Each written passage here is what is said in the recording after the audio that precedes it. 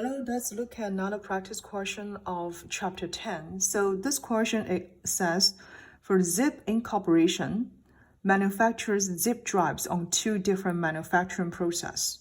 Because the management of this company is interested in determining if process 1 takes less manufacture time or not, so they selected independent samples from each process. The results of the samples are shown below. So here we have the information from the sample size based on the process 1 and process 2. We also have the sample mean in these two different processes. And the most important thing here, we have the sample variance from these two different processes. And there are 4 different questions related to those informations. So this question is very different from the one that we did before, from the practice question 1, because for that question, we all have the population standard deviations all known to us, right? But now we only have the sample variance, not the population variance. So I just write down here, not population variance, okay? So this question actually want to do the hypothesis test of the differences between two population means if standard deviation from the population sigma 1 and sigma 2 are unknown. From this question, we don't know the population standard deviation. However, we have the sample variance, okay?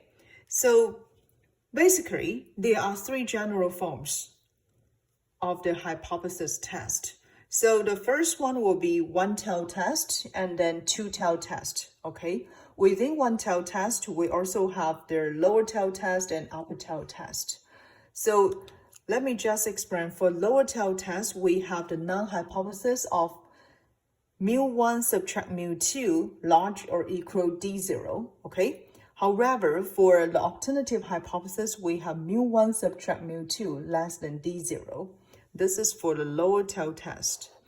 In upper tail test, it will just the opposite, okay? So for the null hypothesis, we have mu1 subtract mu2 less or equal d0, and alternative hypothesis will be mu1 subtract mu2 larger than d0.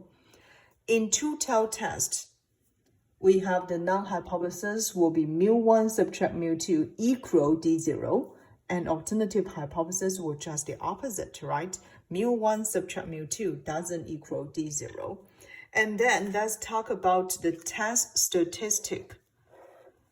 So here we don't have the population standard variance or population standard deviation like the sigma 1 and sigma 2. However, we can use the sample standard deviation S1 and S2 as a point estimates of sigma 1 and sigma 2.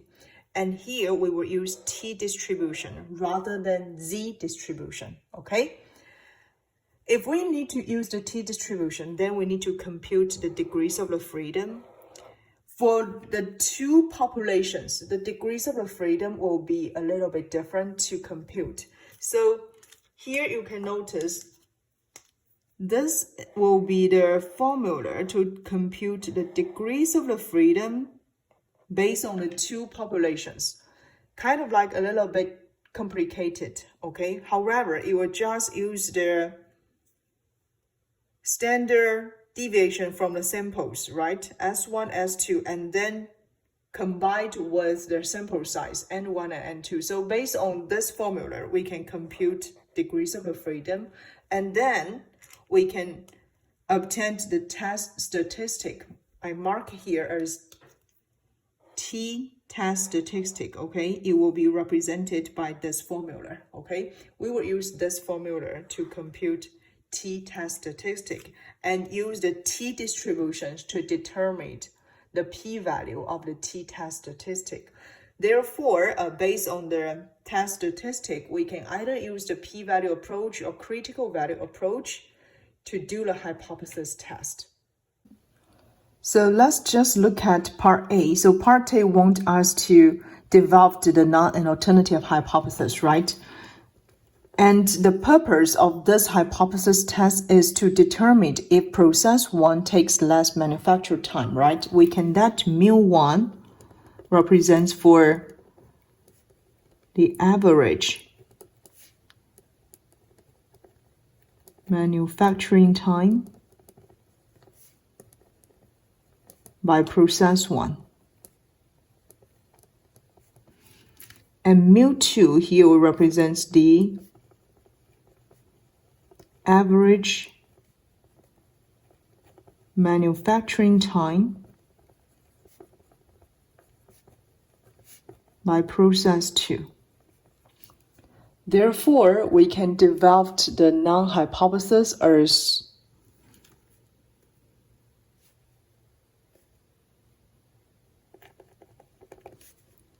mu1 subtract mu2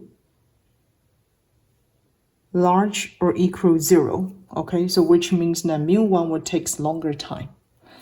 And the alternative hypothesis will be mu1 subtract mu2 less than 0. Okay, so this will be our part A answer.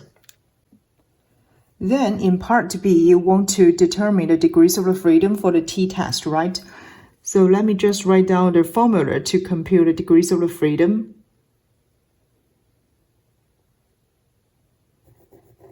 I use df to represent degrees of freedom. Okay, it will equal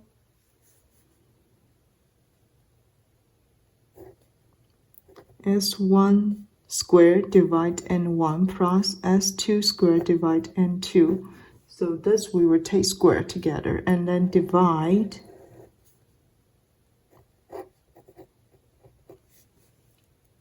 this will be treated as denominator, okay?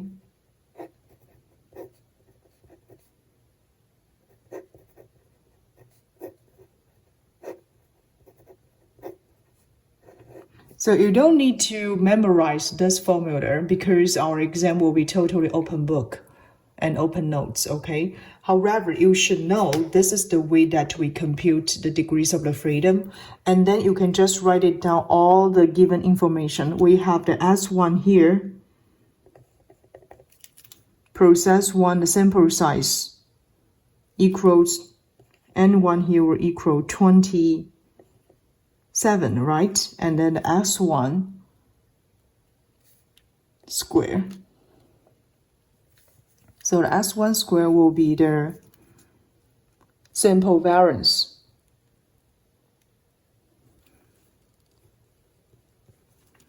So the sample variance here will equal 16. And then for the sample variance of the process 2 will equal 25. And we also have their sample size equal 22. Okay, so here we just need to put all those numbers into this formula, and then we can get the degrees of the freedom will actually equal